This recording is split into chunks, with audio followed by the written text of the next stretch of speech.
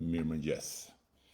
Këtë videon e postova mbrëm vonë, me thënë drejtën I gëzuar ma quan direkt nga tuneli përkatës edhe postova duke shkruar e gjeni dot ku është.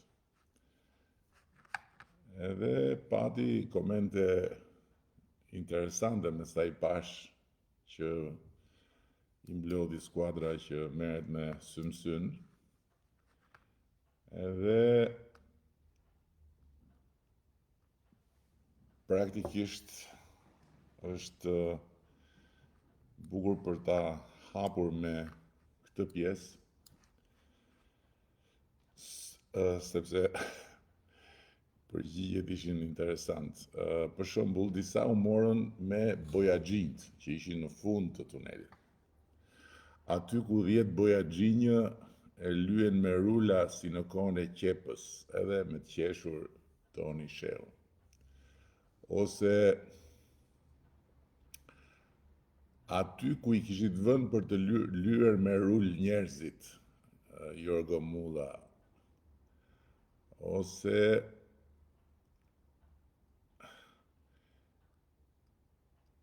tuneli më I shtrenjtë në tër globin për metër që lyhet me dorë. Okej, tani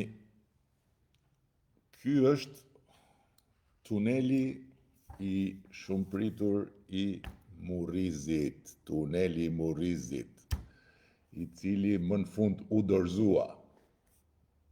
dorëzua mali dhe tuneli do dorëzohet nesër për të gjithë popullin e Dibrës, që mezi e ka pritur nuk e di sa vite, po shumë kanë ikur nga kjo botë pa e parë, po duke e pritur, dhe që mendoj se e plasi syrin e keq. Syri I keq më në fund plasi, se te ai tunel na u mblodh gjithë energjia negative edhe geologjia e atij tuneli ishte një tmerr. Kështu që nesër tuneli I Murrizit hapet në 14 mars, përkondme me ditën e verës. Kështu që nesër ditë vere nga Elbasani në Dibër, e në gjithë Shqipërinë patjetër natyrisht, pa harruar Tiranën. Tani një pjesë tjetër e kishin me rregullat e qarkullimit, domethënë nuk e dim ku është ky tunel. Po një gjë bie në sy që makina juaj po bën një shkelje të rëndë të qarkullimit rrugor. Nuk duhet shtet I të fortëve si në Rusi, por I ligjeve si në Europë, se nga aty fillon ndërgjegjësimi, rruga e mbarë dhe qëndrim këndshëm në dërmi, jo mor vlla. Është tuneli I Murrizit, është në Dibër, është lart, rruga e Arbrit. Rruga e Arbrit, tuneli I Murrizit, dhe jam I bindur që nëse s'ke shkuar dhe e provon të shkosh, do zbulosh një copë Shqipërie të mrekullueshme. Çdo copë e Shqipërisë është e mrekullueshme, por ajo që ne kemi bërë gjatë gjithë këtyre viteve është që kemi krijuar mundësi për zbulimin e copave të mrekullueshme deri dje të paarritshme. Në mënyrë normale, se mund të arrijeshin, po me ditë, me mushk, me gomar dhe me furistrad. Kështu që është tuneli I Murrizit e para. E dyta, se ka akoma për 2 makina të parkuara në krahun tuaj, njëra në drejtim të kundërt, në daljen nga tuneli, as një mas sigurie nga Vinçi që po punonte jeta në dorë të Zotit.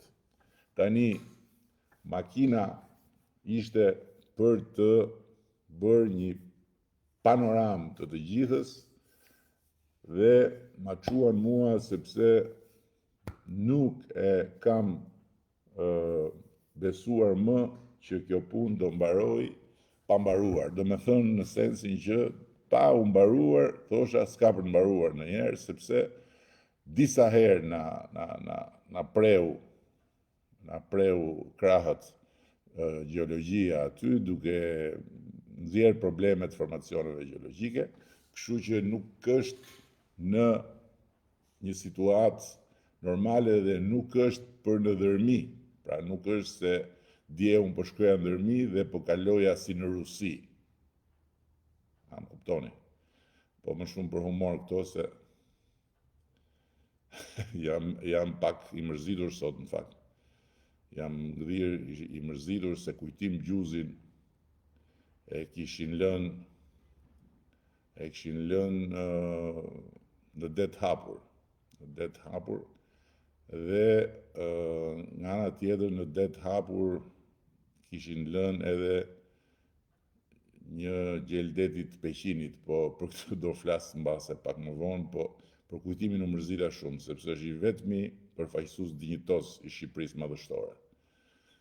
I vetmi. Në qoftë se njeriu mendon për një Shqipëri madhështore,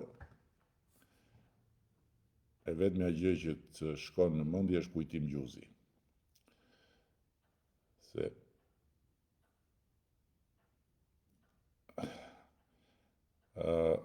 pastaj edhe diçka tjetër, çfarë kishte diçka tjetër që më bëri përshtypje përveç shkeljeve të rregullave të qarkullimit. Është edhe kjo tjetra, thash se ajo para të bëja gjinë së përgjigja, unë nuk e di domethënë, se çdo me thënë lyen me rula. Bëja gjinë po lyen me rula, si duhet lyen? Në çfarë forme duhet lyer tuneli, se nuk e kuptoj. Me se? Me pompë me gëlqere? Apo me inteligjencë artificiale, me robots? Shna gjeti. Ndërkohë që elementi tjetër është lavdi. Enveri shfrytëzonte popullin. Ti bëre me lekët e tua, se është dhe kjo e lekëve tua që është shumë interesante, që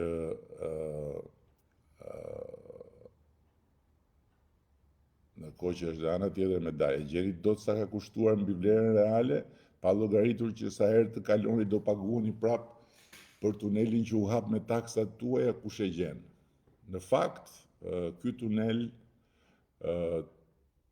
spari një herë është i ndërtuar me PPP, partneritet publik-privat, i gjithë rruga e Arbit, që do të thotë i ka dalë shtetit shqiptar dhe ju ka dalë taksapaguesve shumë më lirë se sa rrugët që bëheshin sidomos dikur në tendera që pastaj ktheheshin në një histori abuzimi duke shtuar fonde për punime të paparashikuara. Këtu kontrata qysh në kryet herës u bë që për çdo gjë të paparashikuar e mbulon sipërmarrësi privat. Dhe imagjinoni nëse tani tuneli do ishte në mëshirën e fondeve publike, sa do na kishte kushtuar rruga e Arbrit.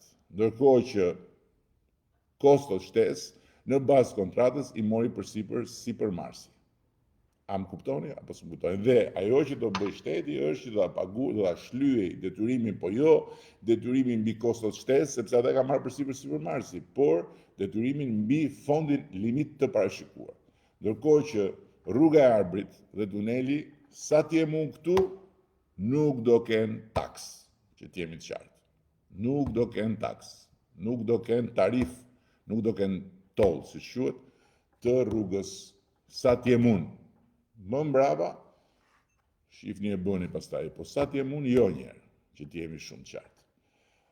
Super fare ka dalë, por ka valzime, lëkundje makina, se nuk ja pas kënë bojë zmetin mirë shtrimit me asfalt, ose nuk kanë pas makinerit e duara. Por nëse klas fare pas ka dalë, tuneli Murrizit, era Europë po vjen çdo sep Shqipërisë, Eltoni, e ka gjetur që tuneli Murrizit, por ndërkohë mendon që nuk kanë qenë makinerit e duara. Në fakt, makinerit sot të kompanive të mëdha që punojnë në Shqipëri shqiptare janë të gjitha të njëjtave standarde siç punojnë kompanitë e mëdha në Europë. Këtë e them me bindje. sepse disa nga kombaritë tona punojnë dhe në Europë tani më, që ta dini. Kurse për sa i përket nuk ka asnjë sinjalistik, zero, po hik, zero, shiko. E para një nuk di për çfarë sinjalistike e kishe fjalën, e dyta po përsëris që nuk është hapur tuneli për qarkullimin e lirë, hapet nesër, në 14 mars. Ndërkohë që tuneli më i shtrenjtë në tërë globin për metër, po ku e kuptove, ku e gjete, si e gjete këtë? Oj. Hallë me punu e hallë mos me punu me shqiptarët, kur të kënaqur nuk janë. Jo, tani, ka i farë të vërtetë këtu, po megjithatë mua më pëlqen shpirti kritik, shpirti i kundërshtimit. Dhe kështu që s'ka problem. Ndërkohë që dikush tjetër thotë që po mirë, po kush do përgjigjet për incidentet që kanë qenë ndërkohë që nuk ishte hap tuneli. Edhe kjo pikpyetje e madhe është. Por unë duhet ta mbyll me atë punën e lekëve. Se është dëgjoj njerëz që e përsërisin shpesh, detyrën ke bërë, nuk i ke bërë me lekët e tuaja, lekët e popullit janë. Po për të bërë detyrën pra zgjidhen qeverit. Për të bërë detyrën janë zgjedhur qeverit. Që kur kanë lindur qeverit, kanë lindur për të bërë detyrën. Kanë lindur për të mbledhur taksa dhe me taksat për të bërë investime, për të bërë shërbime, për të përmirësuar jetën e vendit, për të bërë detyrën dhe kur vlerësohen qeverit, nuk vlerësohen se kush i bën me lekët e veta dhe kush i bën me lekët e popullit punët, po vlerësohen se kush bën punë më të mira me lekët e popullit. Por ky është vlerësimi që bëhet. Tash çfarë është kjo histori gjithmonë, se ke bë me lekët e tuaja, ke bë me lekët e popullit, kështu që punën detyrën, po detyrën pra detyrën, vetëm detyrën, asgjë tjetër përveç detyrës dhe asgjë më shumë se sa detyra. Por ama, sikur ta kishim bërë detyrën edhe të tjerët kështu siç e bëj unë, edhe siç e bëjmë ne, ku do ishte Shqipëria sot. Po jo që nuk e bën detyrën kështu, po i bën detyrës atë që thuhet, edhe prandaj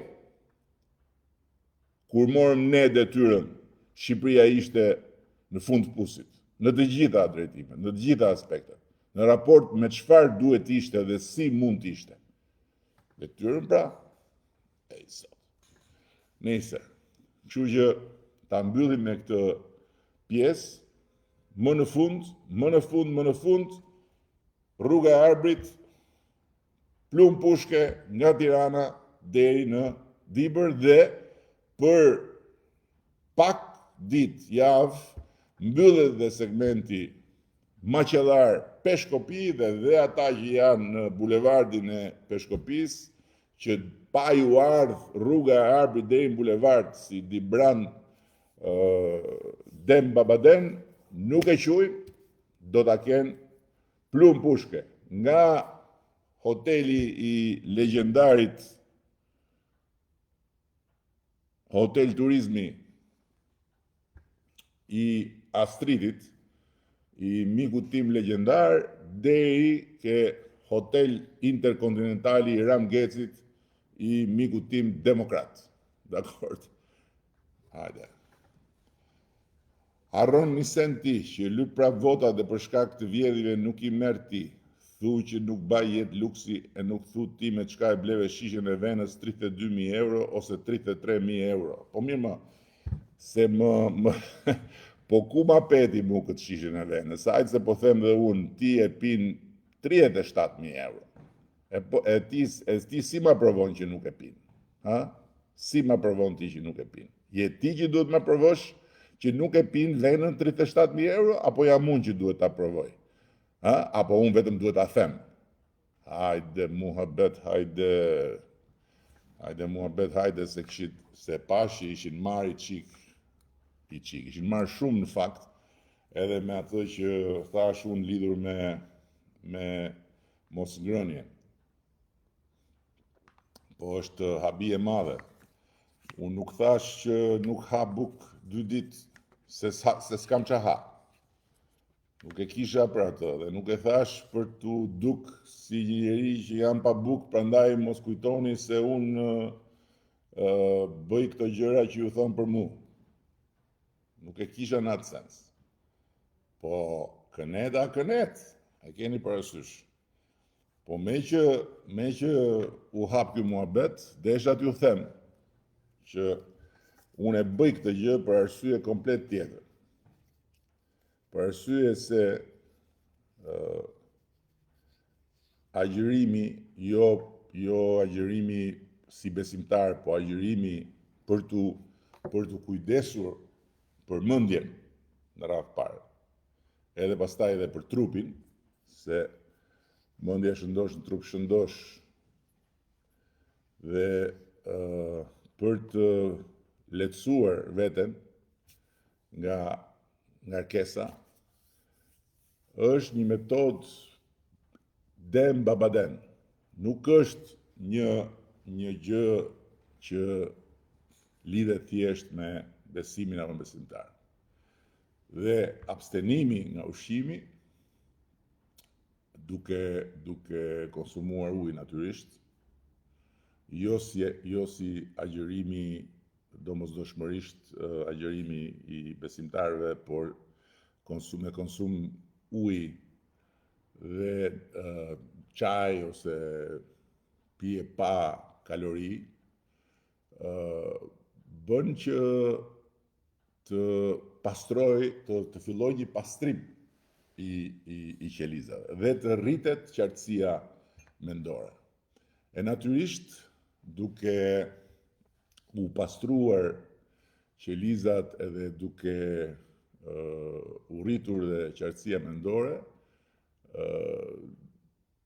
efekt tjetër është edhe mbajtja në një farë mënyrë në kontroll e peshës.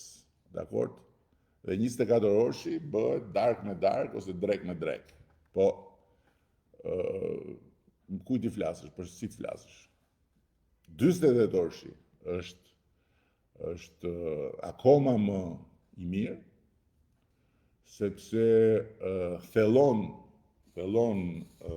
pastrimin, autofagin që quhet, që është ngrënia vetes, pra fut trupin në një punë në të kundërt, trupi nuk kërkon të marrë nga jashtë, ose më saktë kërkon të marrë nga jashtë, por nuk i vjen gjë nga jashtë, dhe prandaj fillon dhe ha veten në thonjza, ose përkthimi domethënë brutal i autofagisë, dhe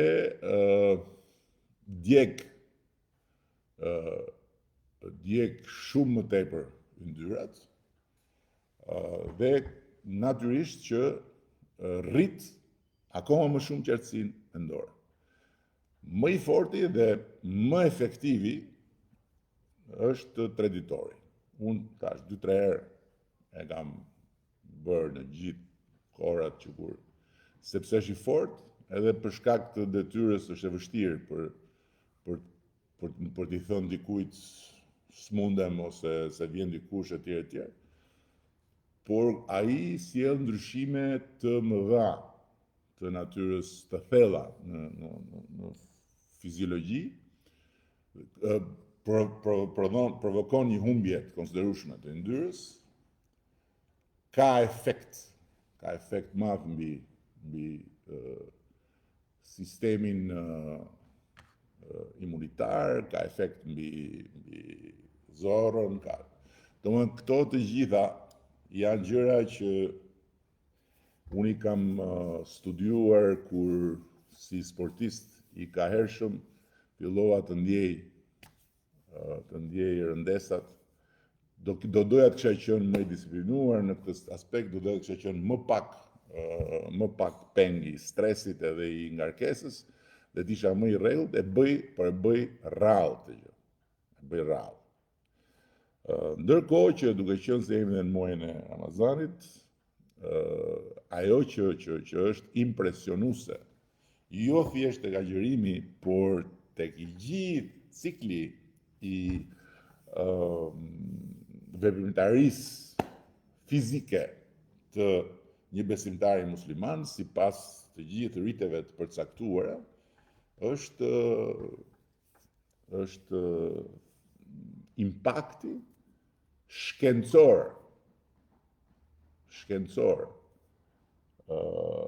mbi organizmin dhe mbi mendjen. Është e pabesueshme se si të gjitha modalitetet, falja, përkulja, drejtimi, oraret, të gjitha, siç janë spirituale, janë nga ana tjetër edhe shkencërisht të arsyetueshme si favore për trupin dhe për mendjen. Do me thënë për shëndetin. Janë të gjitha shëndet plota. Po kjo është temë tjetër. Ndërkohë që një pjesë tjetër e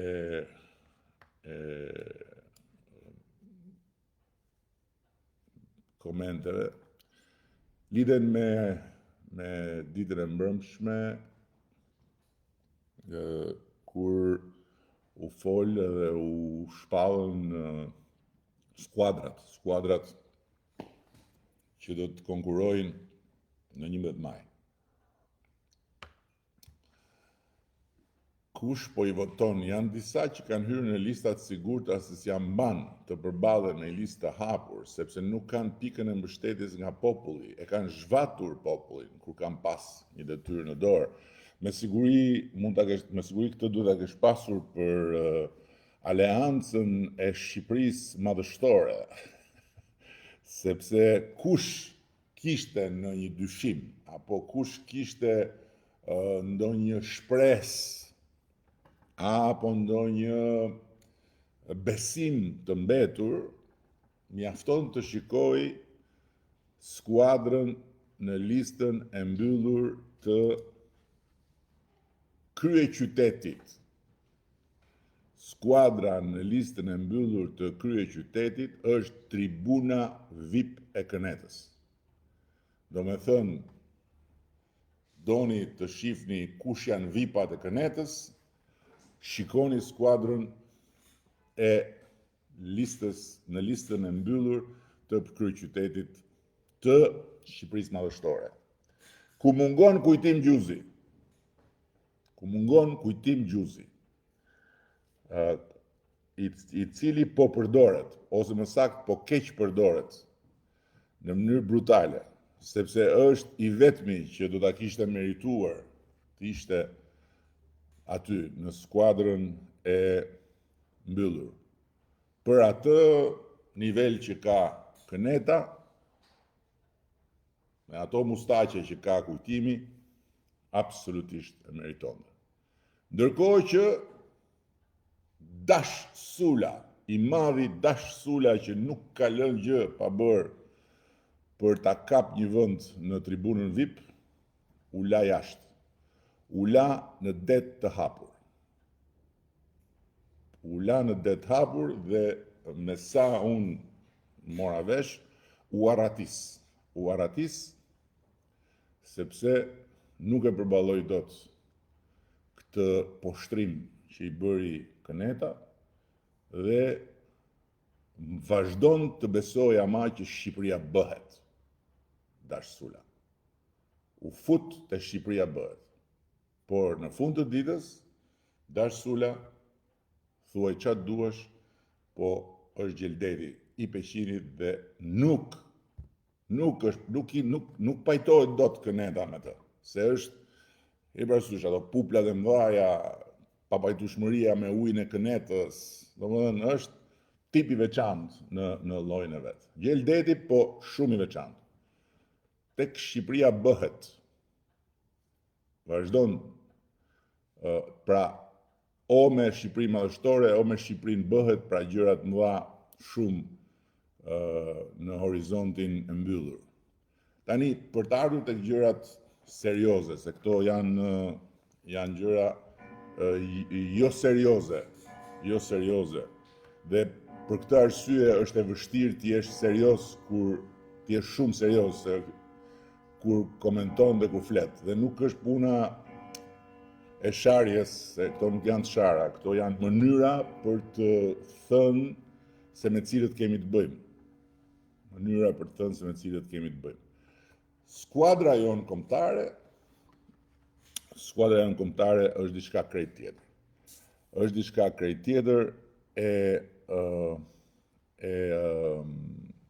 ndërtuar me shumë kujdes, duke nisur qysh nga viti shkuar në shtator, kur kemi vendosur drejtuesit politik, ne kështu e kemi sistemin, drejtuesit politik të qarqeve fillojnë dhe bëjnë të gjithë punën studimore, dhe kur them studimore, të territorit, të potencialeve dhe bashkëpunojnë me komunitetet, me partinë, me aktorë dhe faktorë të shoqërisë për të kuptuar se cilat janë kandidaturat, kandidatë dhe kandidatet më të përshtatshme dhe të mundshme. Dhe fillojnë ndërtojnë komunikime, sepse jo të gjithë ata që janë kontaktuar kanë pranuar të futen politik.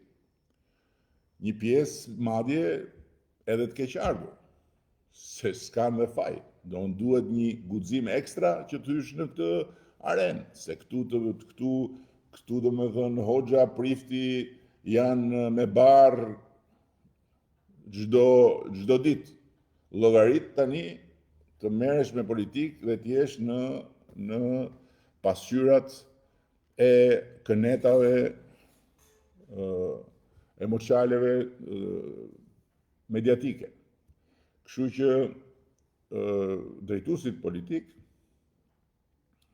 kanë ndërtuar një proces, ndërkohë që nga ana tjetër ne kemi lançuar platformën Deputeti që duam, rilançuar. E bëm të parën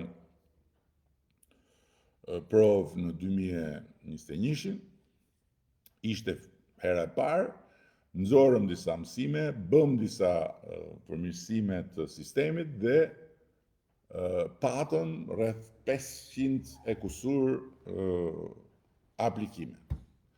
Pastaj të gjithë këtyre që aplikuan ju drejtuam me një proces të dytë seleksionimi. Dhe nga ky seleksionim dolën rreth 250, në mos gabojm, afro individ, të cilëve ju dham mundësinë që të hynë në terren dhe të fillojnë të punojnë në terren. Nga ana tjetër ju kërkuam që të aktivizohen në rrjetet sociale etj për të parë se sa të dobishëm do të ishin për skuadrën, se një gjë është të jesh i Zoti dhe të jesh në të gjitha të mirat në jetën tonë private, gjë tjetër është të hysh në një skuadër dhe të futesh në një betejë publike. Dhe më vjen jashtëzakonisht mirë që nga platforma na ka sjell risi të madhe. Tani, dhe këtu dua të bëj një falënderim të veçantë për Bora Muzhaqin. Bora Muzhaqi është ministra jonë e shtetit për riminë dhe fëmijët, dhe Bora Muzhaqi ka hyrë në platformën e Deputetit që duam në 2021, hyri në listë dhe ishte në listën ku duhet të thyej Hersi për të hyrë. Shkurt fjala, nuk doli deputete, megjithatë vazhdoi të punojë, hyri në jetën publike dhe mori një goditje, e filloi, si thosh, u bë e njohur nga që u bë meme në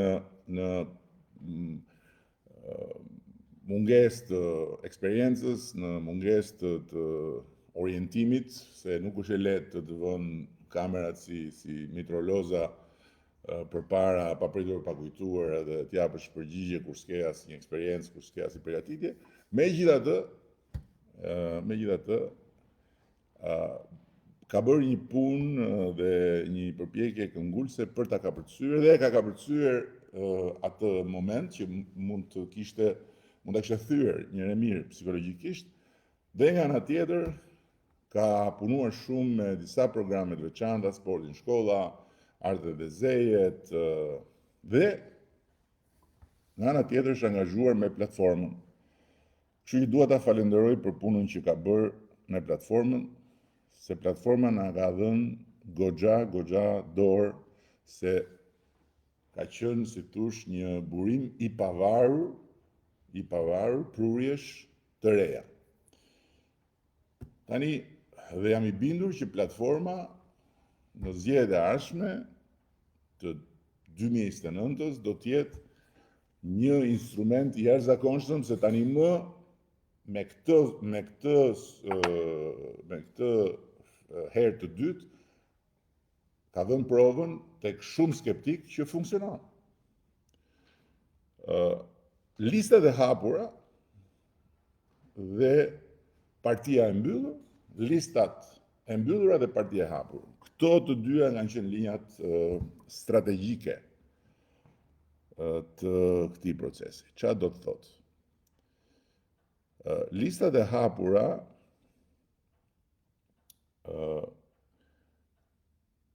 dhe partia e mbyllur do të thotë që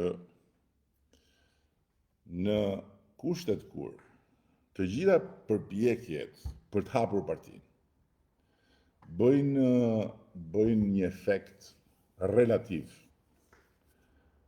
dhe konsumi i energjisë dhe konsumi i kohës që partia të hapet, që në të gjithë territorin të ketë një gatishmëri të veçantë ndaj atyre që duan të bëhen pjesë e saj, është i jashtëzakonshëm dhe rezultati është shpeshherë më pak se sa i zakonshëm, pra mediokër.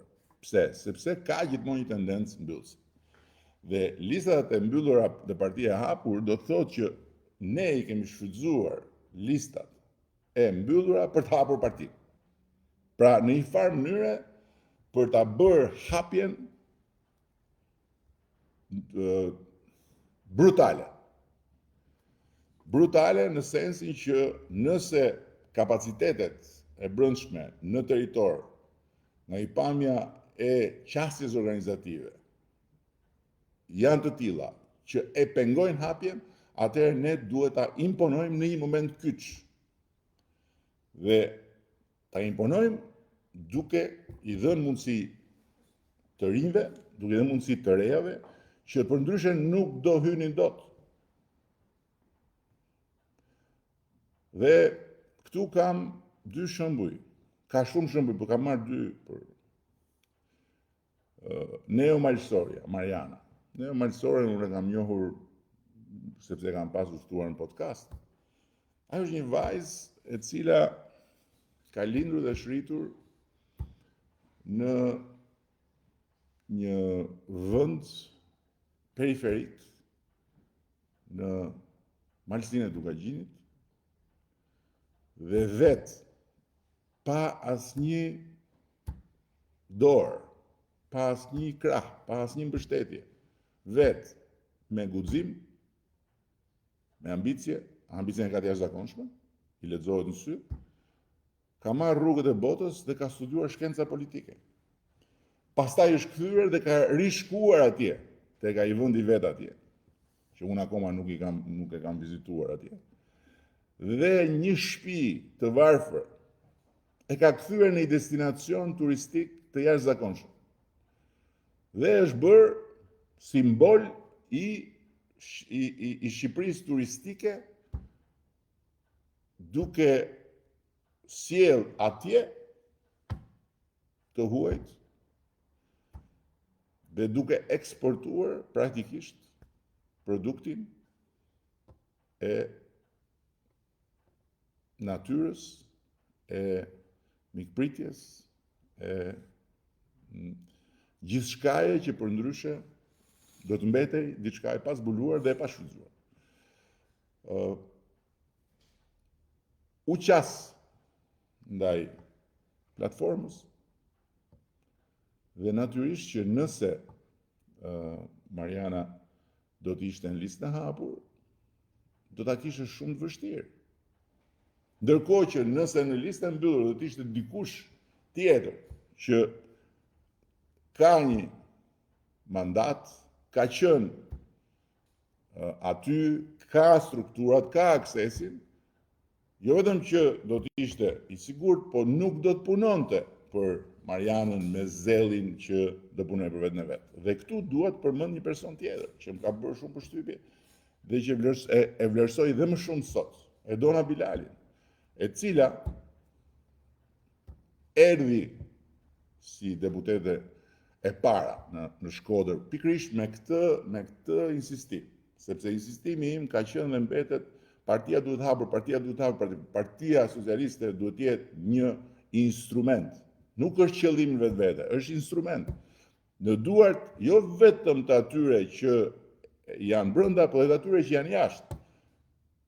Të atyre që janë jashtë dhe që duan ta përdorin për të bërë këtë e atë. Dhe Edona Bilali jo vetëm që ka qenë e gatshme të jetë në listë e hapur, por është shprehur në një mënyrë që unë do kisha pasur shumë dëshirë të shpreheshin të gjithë. Me vokacion dhe me bindjen që ka një kohë për të marrë, ka një kohë për të dhënë. Dhe është në listën e hapur të Shkodrës. Një person tjetër i cili ka vite të tëra, që është në krye të punëve, që është deputet për disa kohësh, ka qenë kryetar i Bashkisë Berat, Fadil Nasufi, veteran i Partisë Socialiste. Ka shprehur gatishmërinë jo të jetë listë e hapur, po edhe të mos jetë fare dhe të punoj ku t'i kërkohet madje duke thënë që unë nëse duhem listë e hapur, futem listë e hapur dhe nëse duhet punoj për dikë tjetër, punoj për dikë tjetër. Dhe këto nuk janë gjëra që duhet të jenë të jashtëzakonshme. Këto janë gjëra që duhet të jenë mënyra si funksionon një organizëm, një familje politike, e cila ka qëllim të bëjë Shqipërinë. Jo qëllim në vetvete të jetë me veten dhe për veten, po të jetë me shqiptarë dhe për shqiptarë, me të tjerë dhe për të tjerë. Dhe një shembull tjetër është Vlora. Unë kam menduar gjithmonë që ne në Vlorë nuk e marrim maksimumin. Dhe maksimumi që unë besoj që meritojmë, dhe unë besoj që vlonjatët do të na e jepnin, nëse ne do ishim në gjendje t'u jepnim atyre atje në Vlorë një ofertë që nuk ju sjell në mendje mbyllje, partinë e mbyllur, partinë e disave, që kthehet pastaj në një shëmbëltyr të një klubi të privilegjuarish. Dhe prandaj në Vlorë kemi përmbysur komplet listën që kishte. Por t'ju dhënë një ofertë shumë më komplekse dhe shumë më të prekshme dhe njëkohësisht për të dhënë mesazh që kjo parti nuk është e jona, po është edhe e juaj. Dhe në Vlorë, kontrapunkti tjetër, domethënë një tjetër shëmbëltyr e kësaj përpjekje që lista e mbyllur të jetë instrument i partisë hapur dhe partia vetë jetë instrument përtej vetes dhe t'u jap të tjerëve mundësinë ta përdorin si instrument, është Eriona Ismaili. Eriona Ismaili është një vajzë me cilën unë jam njohur në një konflikt. Konflikt në telefon. Bam dhe bum, kur u përmbyt Vlora. Kishte një ankesë, unë si zakonisht i dash një përgjigja si pëlqeu, filloi bababam, folëm në telefon me gishta në vesh, një kokë shkëmb. Unë nuk e kam më pak shkëmbore kokën dhe u përplasëm. Por më bëri shumë përshtypje. Sepse jo se sipas meje kishte drejt, por sepse mënyra se si fliste nuk ishte një person që ankoi në mënyrë banale për diçka atje, por ishte një person që dukej që kishte një angazhim. Dhe pastaj u interesova të kuptoj kush është ky njeri. Dhe kuptova që ishte një person i angazhuar me shoqërinë civile, që punonte me një projekt zviceran etj. Dhe kështu i dash një indikacion që shikoheni këtë profil. Tani çfarë pashun? Pashi nuk kishte dëshirë për ta parë këtë njeri. Nuk kishte dëshirë. Jo po është e çmendur, jo po këtu, jo po aty. Dhe pse ishte e çmendur? Sepse me siguri, nuk e diskutoj fare, këtë gjë që bëri me mua e bënte për gjëra që i beson. E pra, këta njerëz të cilët e besojnë që gjërat mund të bëhen më mirë, të cilët nuk janë në kundërshti negative kënetore. Nuk janë kënet, nuk janë njerëz që shajnë si tifoz sepse duan pushtetin për disa të tjerë, për veten e vet, jo. Se unë nuk e kuptoj çfarë do me thënë, realisht nuk e kuptoj, po është pjesë e qenit të politikës, nuk e kuptoj çfarë do me thënë kur dikush thot nuk i ku mi marr pare ti mi punu se i ke harxhu turpi madh, mundesh me gjujt, çdo akuz poshtë, po mos e mohoj që ke vjedh, e ne kena me të rëzu, këto pashk meta i këtu. Këto unë nuk i kuptoj. Se pashku është një njeri i zakonshëm. Ka bindje dhe veta legjitime. Nuk i pëlqen ose nuk e do hiç me pa me sy Partinë Socialiste dhe mua, shumë okej. Por ky lloj mlefi është mlef tifozësh që nuk shohin përtej ngjyrës fanelës, dhe por që në këtë rast harroj që këtu s'bëhet fjalë për skuadrën e futbollit. Këtu bëhet fjalë për diçka shumë më të madhe se kaq. Dhe me pyet Pashkun, Pashk, ti e don një pasaport që kur të shkosh jashtë shtetit, kur të shkosh në Itali, kur të zbrezesh në Gjermani, kur të zbrezesh në Francë, e ku do qoftë, në Greqi, ty mos të ton kalok ne ka i koridori tjetër dhe maj radhën një herë, ndërkohë që shef ca tjerë që futen edhe ikin drejt. E do ti i pasaport që t'ikësh me këta tjerë? Do me thëmë me këta europianët, ke pa aty Pashk kur hynë në një aeroport? Bashkimi Evropian, qytetarët e Bashkimit Evropian, qytetarë të tjerë, pra dora parë dhe dora dytë.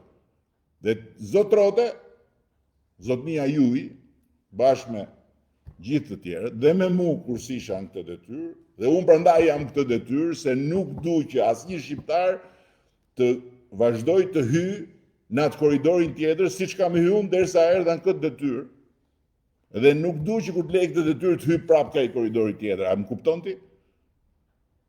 E do apo se do këtë pasaport? E pra atë pasaport ty nuk ta jep këneta. Nuk ta jep bufi kënetës. Ty atë mund ta jep të kujtim gjuzi, po kujtimin e lan jashtë.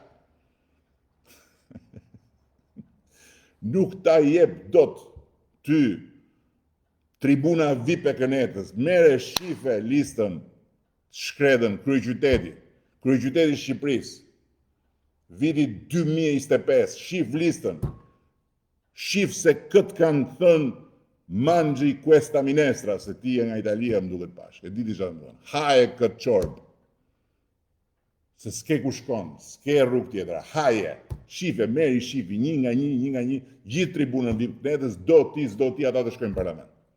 I kemë parlament. Vlonjatëve, meri shifin, Leskon, bashkë me Qirje Dule, keni ju demokratë të Vlorës atje. Qarë jeni ju, qarë patriotës jeni ju, qarë i doni, qatë mire i doni Vlorës ju, nëse shkoni me Leskon e me Qirje Dule, ndërkohë që ata doni ju i keni në parlament, ju të shkojit votoni kot, sepse nuk keni për të marrë më shumë se 4 deputet në Vlorë. Nuk keni për të marrë, edhe në Tiranë, nuk keni për të marrë. Nuk do t'i merrni. Kaq, do t'i marrin të tjerë, ju jo.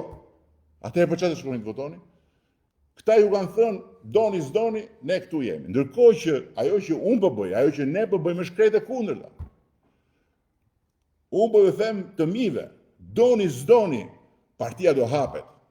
Se PS-ja 2030 nuk mund të jetë Kënet. Se uji i ndënjur bëhet Kënet. Ka që thjesht është. Shqipërinë e 2030 nuk mund ta ndërtojmë nëse nuk kemi një parti socialiste që është gjithmonë e më shumë e të gjithëve. Se më kujtua diçka që më ja tregova dhe dje, një demokrat, se ka dhe kështu duhet jetë, një demokrat i njohur. Unë nuk e njoh personalisht, po i njohur në rrethet e Kënetës. Me biznes, me fabrik, 300 e kusur punëtor në Itali. Edhe një person X i njohur me të pjesë e rrethita, nuk e di, fisita, se di, vajz, aplikon ke deputeti që dua, edhe krijon shans. Ky njeri habitet, ose nuk habitet, nuk e di, por fillon dhe regjistron emigrant për të mbështetur këtë vajzë. Ndërkohë që ai s'kishte lidhje fare me partinë tonë. Lidhje të gjitha kishte me partinë tjetër. Komunikime ku jesi ishte u marrë me regjistrime, po regjistroj, dhe kur fillon këta duke dalë mas pilafit, se këta dolën diasporë kur punët ishin marru. Po nuk ka rëndësi, do e shohim me 11 maj. I shkojnë, i thonë, Rena, e për që ka të listë, që listë? Po listat e emigrantëve, që po regjistrojnë, po si kam për juve? Si ke për ne? Po jo, si kam për juve. Kemi njeriun tonë edhe që të mbështesim. Si më qa njeriu ku? Jo, me partinë socialiste. Me partinë socialiste, po ti e me partinë demokratike. Unë me partinë demokratike jam e ta, po unë s'du bufjen e Kënetës. Unë s'jam me partinë socialiste, po duhet i ramë. Kështu që kështu duhet jetë. Kështu duhet jetë. Alban Zeneli, në Kukës. Alban Zeneli ka qenë deputet i Partisë Demokratike. Ai Partinë Demokratike do me qef. Po nga ana tjetër s'do bufin edhe s'do tribunën VIP të Kënetës. Kështu që ka hapësirën të jetë këtu. Welcome. Kemi në Tiranë disa. Kemi dekanën e fakultetit ekonomik të Vlorës, në listën e mbyllur. Ka qenë në çadër zonja, pedagoge. Ka qenë këtu poshtë. Kërkonte rritje të pagave për pedagogët edhe sot është në listën e mbyllur. Dje ishte deri dje në 2017 në sa i bie kur ka qenë se u Olul, kur ka qenë valla. Kur? 2037, jo, në 2017 më duhet ka qenë. Në 2017 ishte këtu se mendonte që unë duhet ikja. Tani mendon që unë duhet rri. Welcome. Goxha zonjë, dekane, njeri respektuar, jo po si shiko se familja pret djathas, pret majtas, nuk ka këtu. Shqipëria është përtejt majtës dhe djathës dhe pashaporta që unë dua t'ju jap të gjithëve në dorë përpara se sa t'ju them faleminderit për privilegjin edhe mbetemi miq edhe shihemi për kafe si njerëz të lirë, por europian të barabartë me europianët i vendit, është përtejt majtëve dhe djatëve.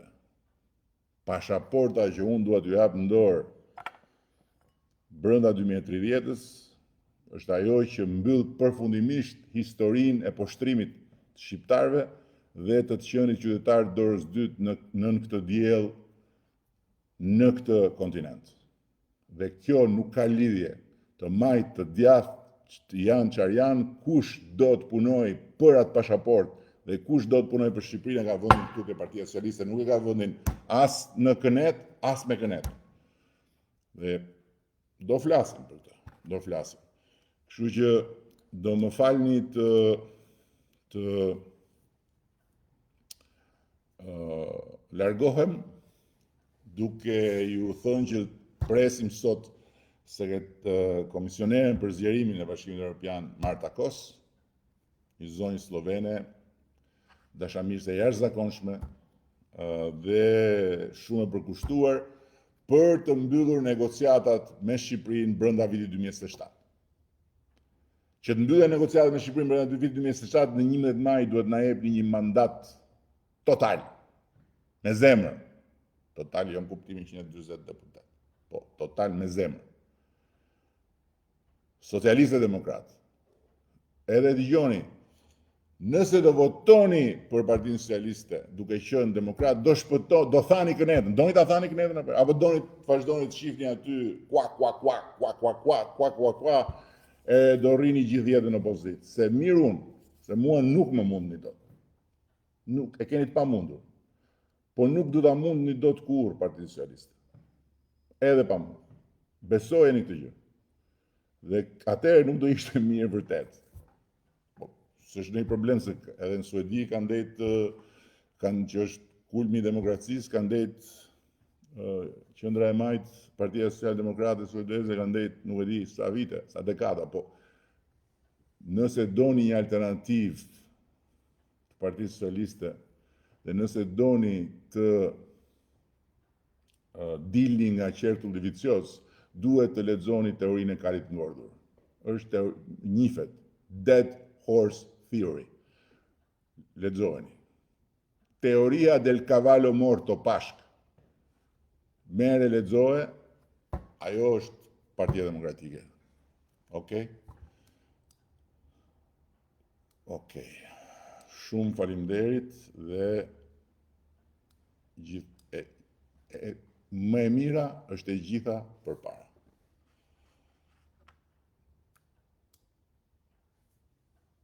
Ista